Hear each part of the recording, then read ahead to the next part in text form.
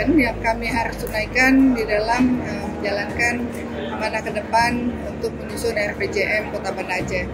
Rencangan hari ini untuk kita menyempurnakan di batas akhir kita sebelum kita masukkan ke DPR Kota Banda Aceh untuk dibahas, untuk dijadikan kanun RPJM Kota Banda Aceh.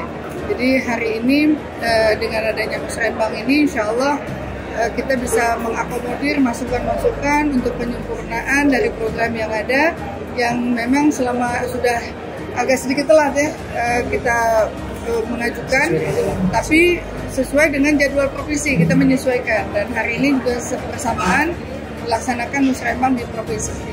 Apa yang kita akomodasi di dalam RPJM ini sudah kita selaraskan baik dengan RPJP, RPJMN, RPJM Provinsi Aceh, semua sudah kita masukkan, dan begitu juga komitmen-komitmen yang kita telah sampaikan di dalam pemilu kemarin, semua sudah kita akomodasikan ke dalam RPJM.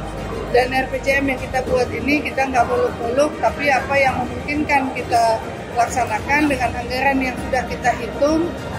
Insya Allah program-program yang sudah kita susun ini bisa kita implementasikan di dalam 5 tahun ke depan.